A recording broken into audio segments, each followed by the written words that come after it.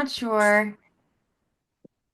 I'm not sure if more people joined or not, but I'll kind of get started. I know Tierney is someone specifically who had mentioned like about the teaching abroad idea. She was interested in like Ireland, which I mentioned my sister had done.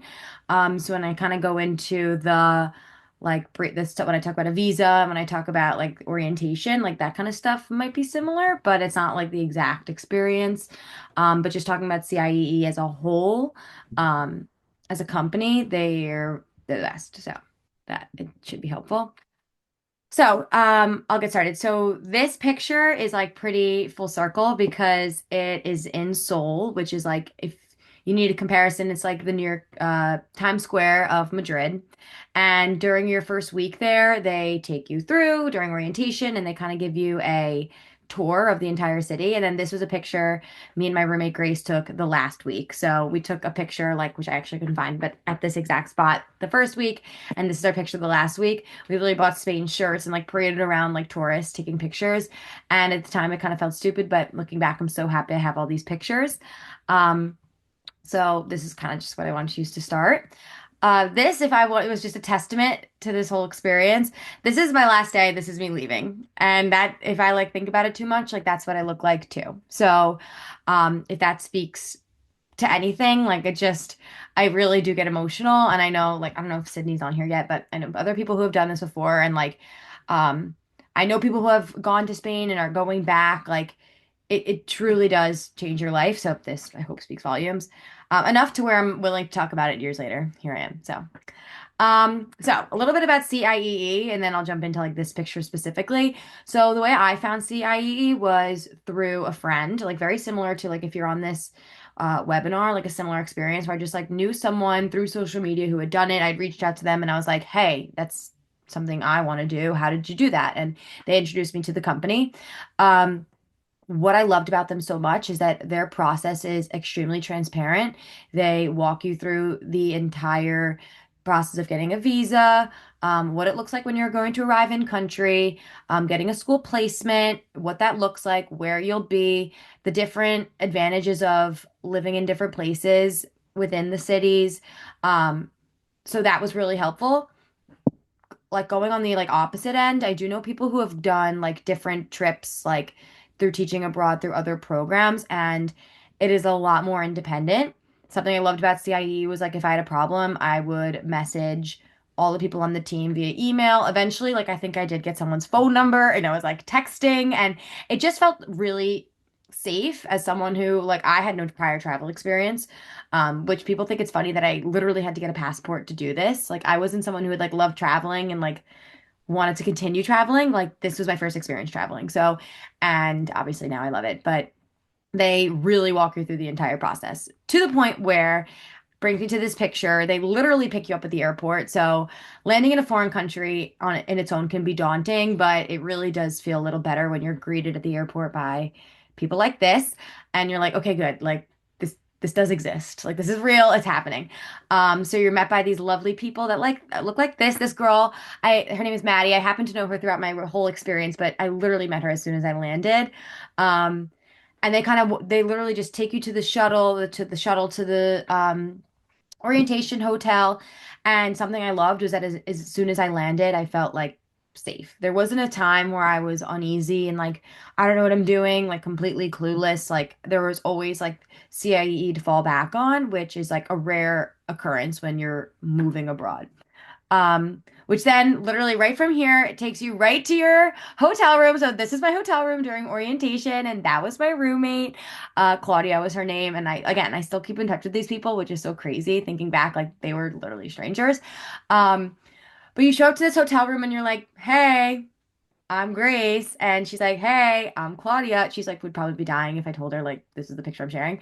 Um, but, and it's so funny because I vividly remember the feeling like walking into feeling like you're in a foreign country. You're like, oh my gosh, what's happening? You're like, time is all messed up. And then I show up and these two beds are touching. And like, that's it. And I can't do this. But it really did feel good to meet someone in your same shoes and talking to these people who are all from all over the country, have all these different experience of travel, come from all different walks of life. Like people I met during orientation had studied abroad in Madrid, which was cool because they kind of like knew what they were talking about. Some people had already lived abroad for some time and now they're coming back and they found this as a way to do it.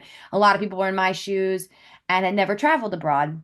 At this point, I had graduated college. I'd worked at home for a year and then had gone. A lot of people came right out of college. So it really was like a mixed bunch of people. And me personally, I went to a state school in my state. If like I went to a SUNY school in New York, so a lot of my friends live, if not right by me, just in the New York State area. It was the first time I had really come in contact with people from all over the country and all over the world, quite frankly, and it was so cool. But at the same time, like I said, it's like a continuing feeling of just feeling grounded. Um, this moves me to I jumped really far, but like during this process, during orientation, they tell you like things that like you don't even think about. Moving to a foreign country that like has to occur. Opening up a bank account, getting a cell phone, and like a phone plan that works for you. Helping you walk through the apartment process and avoiding scams and how to take advantage of like the market and like what's available around. Taking advantage of like different places you can go, having a place to stay when you arrive, helping you navigate the metro, like all of these things that otherwise you would have had to just figure out on your own are really, really explained to you at a level of which like anyone can be okay. They also had like have a bunch of different connections and they have a orientation leader for you, which is someone who's done the program and has been in your shoes before, which is huge. Mine was named Erica and she was like an angel because it was like having an older sister, an older brother who has done this before, who you could just text, which was huge. Because I think about times like that are similar to something like this, right? Like when you move to college and you're in a brand new place, or like if you move to a new place within like America and like you're surrounded by new people. Foreign country takes it to the next level, especially Spain, because if you don't speak Spanish, they also speak a different language. So having the connection to someone who's been there before, it's not like college where you're like asking a professor, asking an advisor, like you have to ask your RA questions. Like having someone with that level of connection that you can ask questions and lean on is huge. Which brings me to this picture. This picture I'm so proud of. People ask me how I did it. I don't know how I did it. I was able to get an apartment within my first week of looking in Spain, which is like something people ask all the time. Like, do they give you a place to stay? No, but I actually prefer it, and I'll tell you why. So, like, with this whole process comes like, okay, well, now I have to find somewhere to live. You go to orientation for a few days and then you have to get your apartment, which people find like the most frustrating. It can be a frustrating process because of people's budgets. They want to spend a certain amount and like finding a place within that certain amount within the city sometimes can be hard. I happened to find this is how quick it happened. I found the apartment. I was like, oh my gosh, it's in my eyes at the time. I'm like, it's great. Looking back, really wasn't. But I was like, I'll take it. And she's like, great. You're gonna have to come back later today and pay for it. And I was like, I don't have a bank account yet. So you just have to like the way things work out, they always do. Like, and you always find your way. The reason I have this picture too is because if you look at the girl I'm right there standing in the dress. The girl right next to me with a cup of like beer, I guess. It's orange. She did not find an apartment for a month. When she found her apartment, sickest apartment I've ever seen. Like, it just goes to show like the difference where I had this apartment for a week and she took a month and it still worked out. Next picture. This is my view. This is my view when I walked out the door, which is crazy to think about now. I miss this street so much. And I feel like when I talk about this kind of stuff, like, this could be your view, like, it doesn't feel real, but it could be so real. Okay. I'm gonna get into the real stuff in a second. I'm just reminiscing a little bit. Okay. This too. Like you walk around at night and this is what you see. And it's hard to see, it's kind of cut off, but like they're walking streets. Like there's no cars like in the city. You can really walk around. Okay. Beautiful, obviously. Here's the teaching part. So this is something a lot of people had asked me just in general about this because I happen to also be a teacher in America. You do not need to have prior teaching experience to do this. You don't need to have an education background. None of that. I happen to have that. So I actually was someone who didn't participate in the TEFL course because I felt like I was someone coming with an education background. I kind of came in with a little more of a leg up. But if you have no education background, they have the TEFL course that prepares you for this process. This is a class that I taught in. So I was in like a primary school, which means it's pretty much like an elementary school. But my school also had infantile, and infantile is like preschool, like little kids. It literally was like 2 year olds to like fifth grade in my school, which was a really cool experience because I got to see both. Um, Working with these kids, I personally, you don't have to make lessons. You're not the primary teacher, which was huge because having another teacher in the room who was fluent in English and who was fluent in Spanish, I'm sorry, and was like really able to walk them through everything. I couldn't have done it without her. I was kind of like the second teacher in the room. So like if you've been in a classroom in America and you ever have like an aide, it's like someone in your class maybe who helps facilitate lessons, maybe pulls you in the hallway, plays games with you, offers like more one-on-one support and like an enrichment every so often. That's kind of what your job is. Um, I did a lot of like there was that hundreds chart behind you, like behind me in the picture. Like I counted to 100 with them. I like talked about I gave a bacon, egg, and cheese lesson, being from New York and like what that means to me. And it's so funny because they saw my bacon, egg, and cheese lesson, and they're like, "You're disgusting. You eat all that for breakfast." I'm like, "You guys don't eat, so not my problem." Um, but they are so cute and it was so cool. I was able to bounce around the whole school. I wasn't with these kids all day. This was one of, I think, literally 8 classes on my schedule. And it was almost like a high school schedule where you go to a different class every period. Um, this is, oh, I'm blocking it for myself. I don't know if I'm blocking it for others. Oh, is it working? Oh, uh-oh. Frozen. Oh, I think you're cutting out a little bit, Grace. Uh-oh, We'll see if we can get her back on.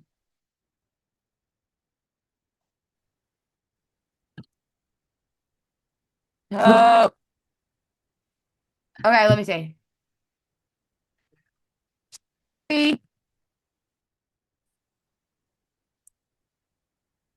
while we're waiting for Grace to connect again, in the chat, I This is will so put classic. her referral link really quick here for everyone, just in case you have to jet out early and you'd like her referral link for $200 off your program fee if you're Oh. interested.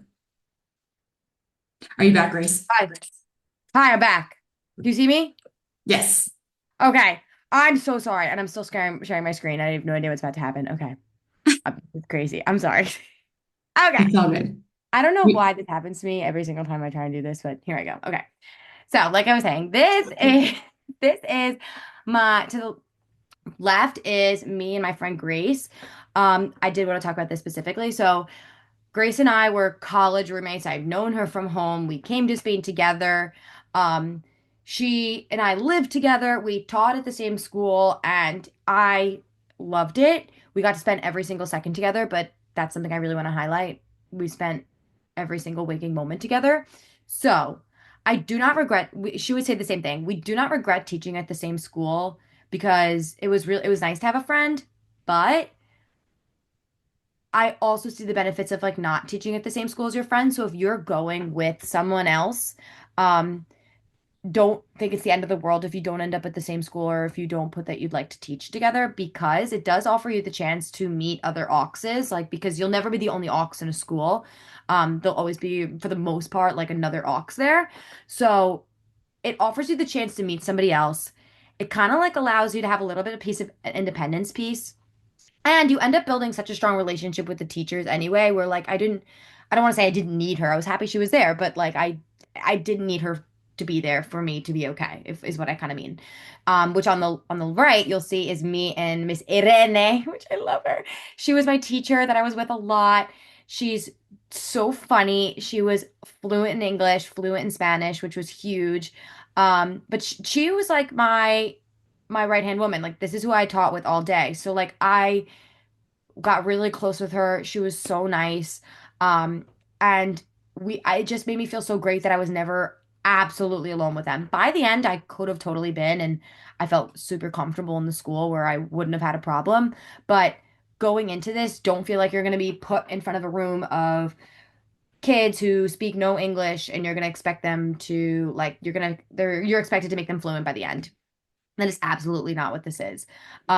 What they really valued from me being there was hearing about my culture, hearing about America, because Irene, this teacher, could teach them English. They have a formal English curriculum. So not to say they don't need me there, but like having me as almost like a primary source really added a layer to their English education they wouldn't have otherwise had. So that's really your role.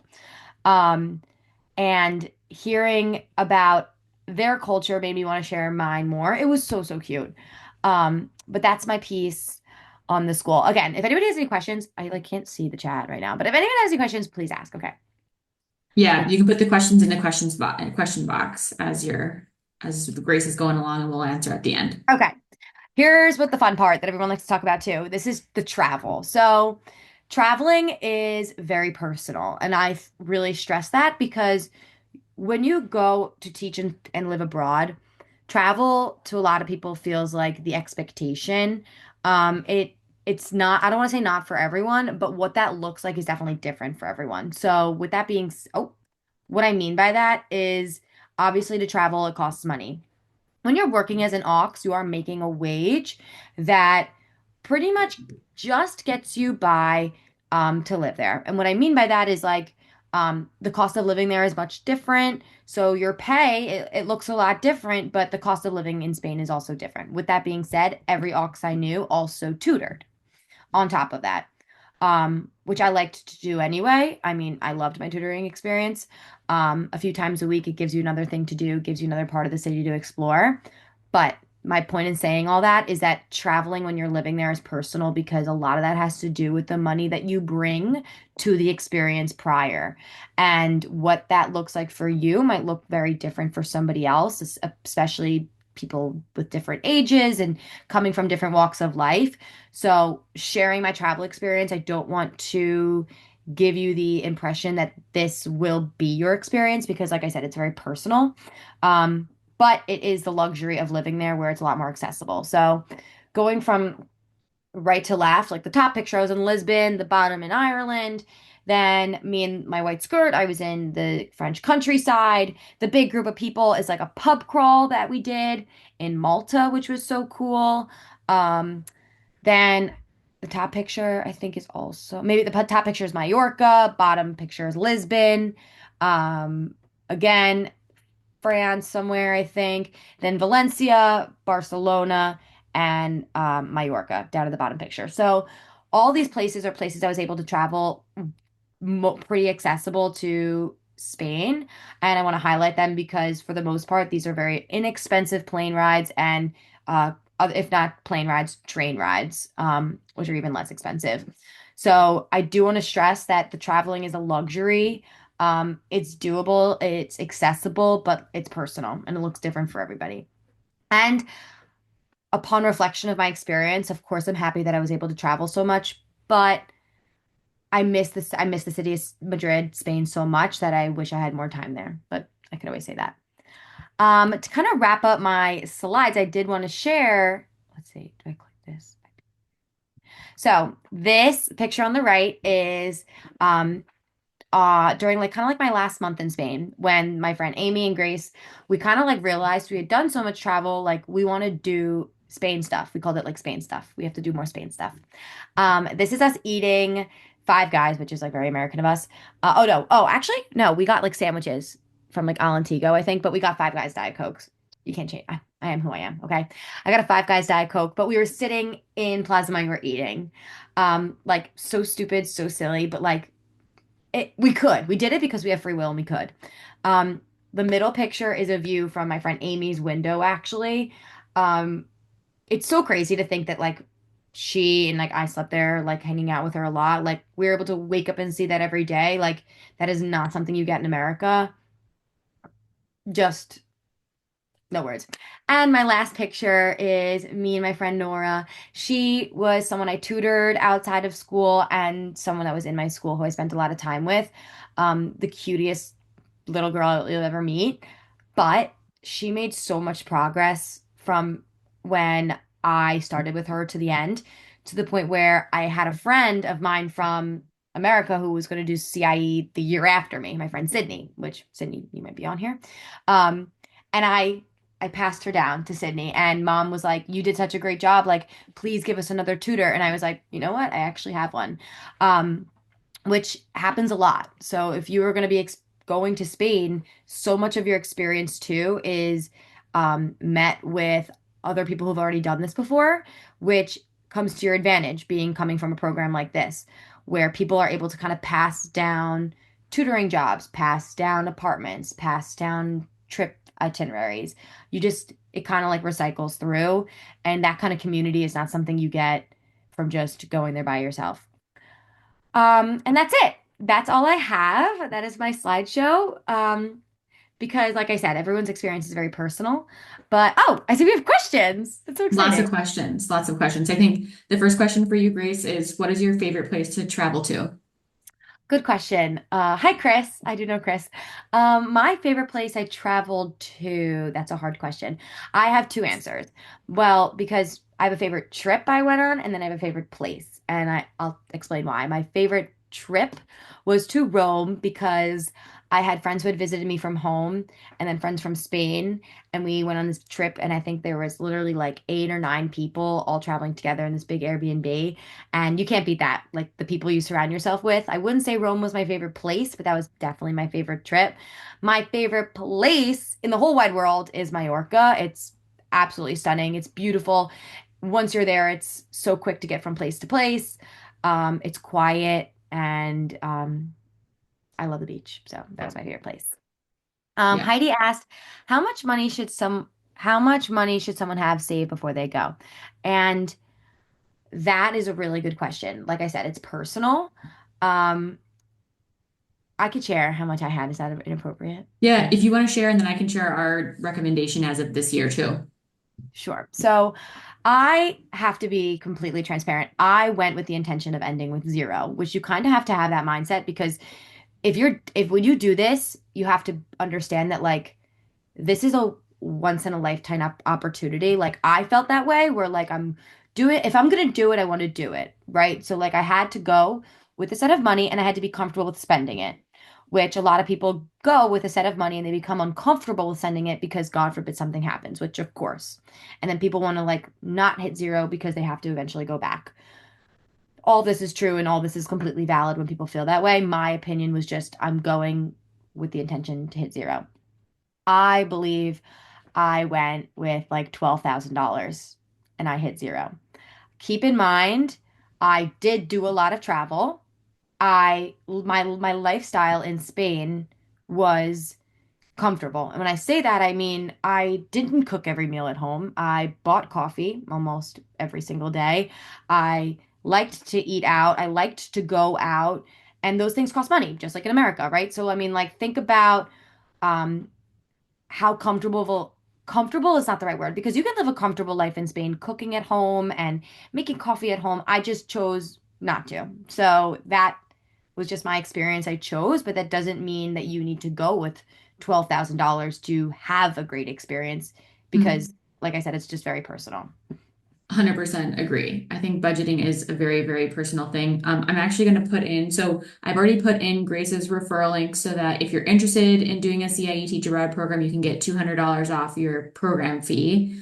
And then I'm putting in Oh. right now the link for our budget guide, actually. So right now, for the fall 2026 season, we're recommending having an average of $4,500 in your bank account by the time that you leave for Spain. That That is actually feels like a fair number. Like if you don't want to like 45 to like $5,000 you will live a fine. You will be fine. You'll be Yeah. absolutely fine. Well, you're also making €1,000 a month. That hasn't Yeah, changed right, right, right, right, since right. Grace was teaching as well. So you do receive a stipend. This is not a free opportunity. No, God, no. You Um, do make money. So that's kind of what I was saying. Like yeah, I made the 1,000 euros a month, and my rent, I believe, was over 500, like 500 something. In the end, it kind of came closer to like 600 after I had to pay for like my utilities and whatnot. Groceries were really not an issue. Like I said, didn't shop so much, but I mean, like they were very inexpensive compared to America. So I was usually left after, oh, and my phone bill was like, I think like 40 a month, like for unlimited. Usually I was left with around like 300, $400 to play with for the month. And then what I would do is I would usually like use that to book a trip. And then my own money would be like what I do on the day to day. That's kind of how you could look at it. But like I said, it's very personal. You don't have to spend that 300, 400 extra dollars on a trip. You could spend 100 and then use the 200 for your lifestyle. Like very, very different. Also the something that's huge there is the public transportation. Um, if you're under 26, is it 26 for the? One, this has changed a lot too. But the prices have been greatly reduced, I think, since you were teaching abroad. So public transportation has only become more affordable. And I'm talking like I went to the metro the other day and I paid 6.90 for 10 trips. So I Oh, that's realize that great. most people will do a monthly pass, Yeah, which the depends on monthly. what zone of Spain or Madrid you're going to, but very affordable. Yeah, I think mine was like 20 unlimited. Mhm. Yeah. 20, it was 20 euros for unlimited rides for the month, which is like this New York City subway could never. New York City subway just went up $3 per trip, which is crazy. So yeah, no, completely affordable, so that's not a problem. How long did the process take from applying to arrive in Spain? Um, I believe this process has changed as well. When I had done it 2 years ago, I have a vivid memory of being at Christmas and telling my family, like, I'm gonna teach abroad in Spain next year. And they're like, no, you're not. I remember telling my boyfriend that too. Hi, Tierney. I remember telling my boyfriend, and I was like, I think I'm gonna teach abroad in Spain. He's like, okay. But from Christmas, I like was manifesting it. I think I made my decision. January, applied by February, sometime in February. And I went in August. I mean, but that is with a really rigorous, I want to call it, visa process, which just means you really have to be diligent about getting your paperwork in, and making sure you have all your ducks in a row. My friend Grace is a perfect example. She went through the same exact timeline as me, but she made a mistake when filing for her visa. So she had to go back for a second visa appointment, which wasn't the end of the world. But where I arrived in Spain, I think like September 2nd, she arrived in Spain like October 1st. So like right before we started school, which what like I said wasn't the end of the world. I got us the apartment. It was fine, but it just impacts your arrival date the longer it prolongs. I don't know, Rachel, how much it's changed. Yeah, I would say this is the prime time to be applying. If you're thinking about fall 2026, now at the time, the application deadline this year is actually February 1st. Yeah. So we have a little under a month until that deadline. So a great time to be thinking about applying. And really, this is the great time, even if like maybe you're thinking about a program other than Spain, like you're just thinking in general, this is the time to be applying Right. for fall I think positions. those girls So might have been like curious about Ireland. So like my mhm, sister did the Ireland program. I could kind of like speak on her behalf, kind of like give her a little spiel.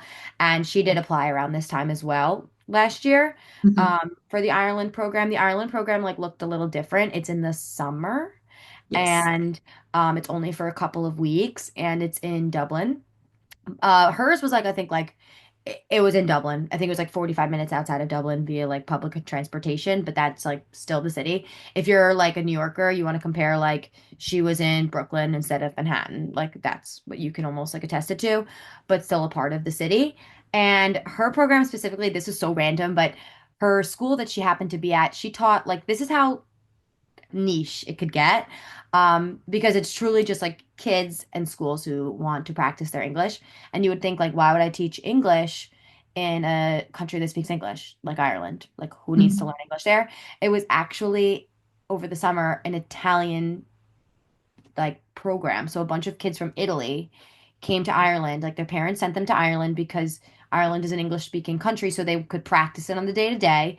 And then they had someone like Caroline and other teachers give them formal lessons, which, like I said, they're not like formal at all. And then they can then apply it to the real world. So like they lived in Ireland for the summer, as did Caroline. And the Ireland program is actually really cool too because she had a different housing situation. She was actually able to live like so her like teaching since it wasn't like a real school. It was on like the campus of a college, and she was actually like able to live in one of the dorms, which was really cool. So her housing was like she had to pay for it, but it was taken care of. She found it. And it was like a suite style. Like it was almost like a mini apartment, which was great. So that was cool because finding a short-term lease can be tricky. So it was cool that she had that option. Yes. So unfortunately, the application deadline for summer 2026 is tomorrow. Oh, Um, I'm gonna go to so, Ireland. Beat it but up. the Ireland program is up and running. It will be running again in 2027. And the application usually opens like towards the end of the summer every year. I would even say maybe like the earliest is July. So it's definitely something that you want to plan ahead for. I was going to say, like, rule of thumb in general, if you're planning to teach abroad, it's about like 9 to 12 months from the time that you have the idea that you want to teach abroad to the time that you're actually out teaching abroad for Yeah, reference. yeah, yeah. What sort of classes are you able to teach? For example, are there art classes for an art teacher? Tierney, good question. So I can speak to Spain specifically.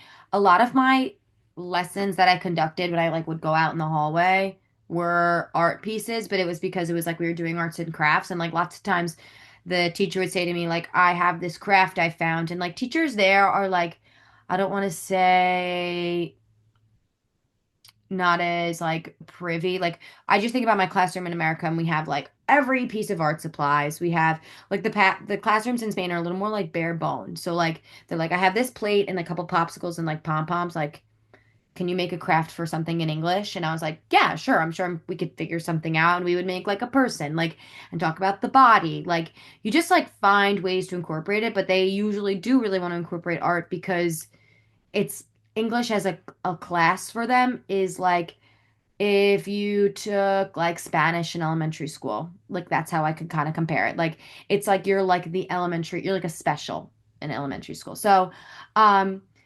not my experience, but my friend Ellie, who did do CIE with me as well, she was in the high school, and the high school setting is a little different. And the high school, you see, it's like you're a specials teacher as well, like you're a certain subject area teacher. And she saw a different class every period of the day, every day in like a 6 day cycle. So, like, imagine like if you have art or you have English on your schedule 1 day a week in high school, like that's kind of how her cycle went through. And she had the liberty of like doing whatever she wanted with the class. So like she actually is an artist, my friend Ellie. She lives in Boston and I think she might be an art teacher now, but she had graduated BU in just art. And she took it upon herself to make every lesson an art lesson. And it was really cool because it got the kids in high school who might have been otherwise unmotivated to just like actually participate and do something hands-on.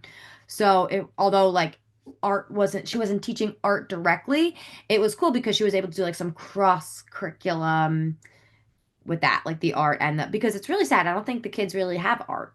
I mean, some of them, but it's not as much of a mandated class, I would say, in my Yeah, experience.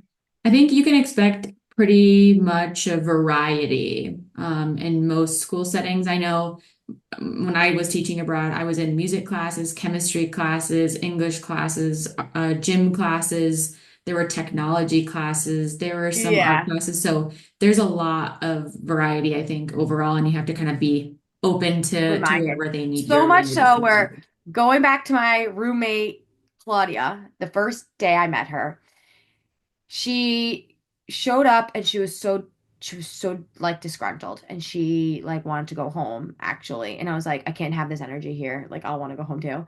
But the reason being is because when she arrived she kind of got clarification on her placement. So she was going for high school, like the high school age, and she was just placed in a school and she just heard the Spanish name. She really didn't think anything of it. When she arrived she was told that it was actually an aviation school, so it's for like it was a school for because like in the high school system is a little different. Like imagine it was for like juniors and seniors aged people, like boys and girls who instead of continuing that like to go into a college, they chose like almost like a trade.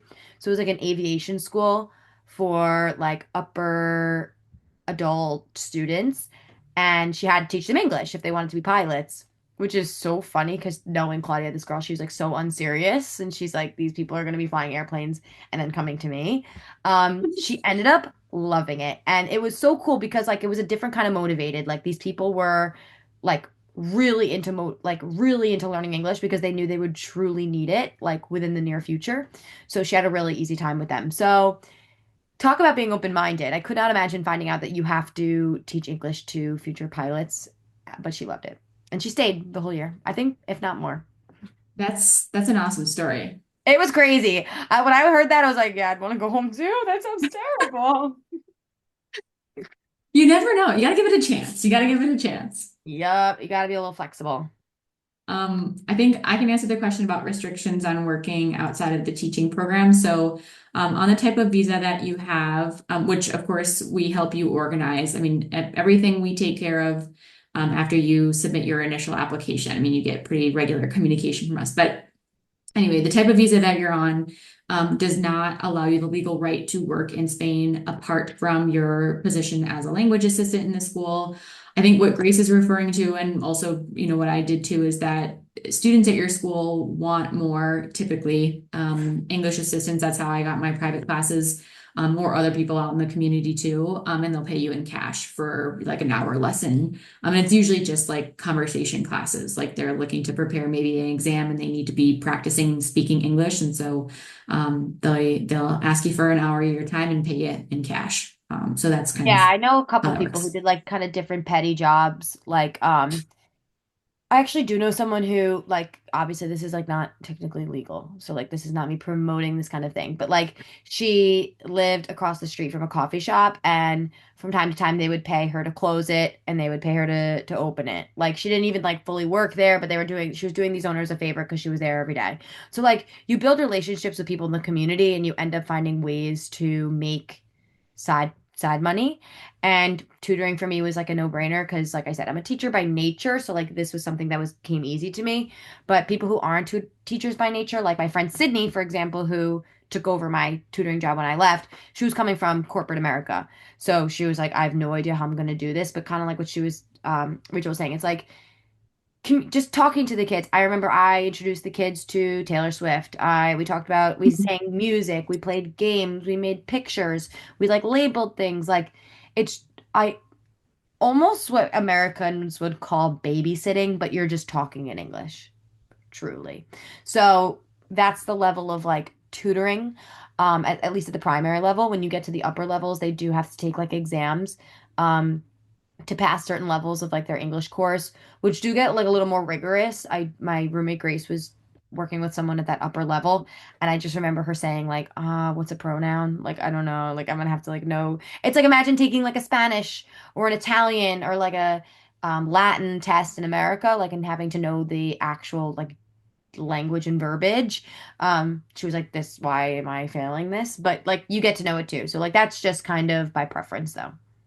Yeah. One shameless plug on TEFL, if you're concerned about that, like knowing English grammar rules, the TEFL course is designed to walk you through that. That's the first couple of modules actually is going through the basics of the English I'd language probably because fail. we don't know everything as native English speakers a lot of times, Oh, especially those advanced students that are asking you those crazy questions. yes, and it's British English, Hmm. which is so funny to me because I remember working with these kids and they were practicing asking if you have something. And by nature, I would say like, "Do you have a pencil?" No, no, no, that's not how they say. That and they have these little British accents because like the English teacher who I worked with, like Irene, like she had a British accent because she learned British English living in Spain. So these little kids are looking at you and they go, "Have you got a pencil?" And you're like, "Oh my God." It's so funny. Have you got I'm like, have I got? No. But like this is just like the nature of in which they talk. So like it does help kind of having like she was saying like that background. I mean, I know what he's saying, but I couldn't teach it that way. You know what I mean? But I did. Yeah. You do. I love that. Especially as a New Yorker, you're probably like, mm-mm, that's not it. No way. No, I don't. Yeah, I love it. I love it. And then I think the last question here is, what was the favorite part of your trips and why? My favorite part about my trips were they were all so different. They were all learning experience. My first few trips were rough, and when I say rough, I just mean you really get to know hostel world and reading reviews and picking the right places to go, what does planning in advance look like for you? Is that something you like to do? Is that something you rather just like go off a whim when you're on a trip? What are the benefits of both? I like that I was able to kind of figure that out because now someone who's out of this program, I am I feel like it's easier to just make plans like that in general. Um, But yeah, and just spending time with my friends. Obviously, can't beat that. And I want to just pay a testament that one of the girls in one of my pictures, the blonde girl, Grace, has been my friend. Like I said, I went with her. The girl Amy, who I became friends with, the blonde one in the pictures, if you saw, lives in Florida, but she just came to New York and she just came to visit. So we're still very good friends. The people you meet in this program, you'd never think you'd continue to be lifelong friends, but you do on top of your other experiences. So that's a plus. Perfect. Well, so I put some more links in there. As I mentioned before, just in case anyone wanted to explore maybe other options other than Spain, I put like the general links so you can explore all of our programs, Spain obviously being one of them. And then I also did put my calling in there if you need help using Grace's link. If you have any other like logistical questions about your situation and how to make teaching abroad work for you, happy to help work through all those kinks with you. And you could schedule as many calls as you need. So, here to help that, of course, to support Grace as she's talking about her experience. But yeah, don't forget the $200 off is a great deal. I think on the program Oh, fees. and I So wanted to yeah, just say one more thing. Like yeah. I initially was like when I heard about this, so like I said, I heard about this through a friend as well. And they I don't know if I had someone's referral link or not, honestly, but I do remember them being like, "Oh, it costs this much." And what the price at CIE buys you, it's truly not expensive in the grand scheme of things, but what it does buy you is above all else peace of mind. On top of that, you get, correct me if I'm wrong now, Rachel. You get health insurance, travel insurance. Mhm. They walk you through your whole visa, which once you start the process, you're going to be like, how does anybody do this on their own?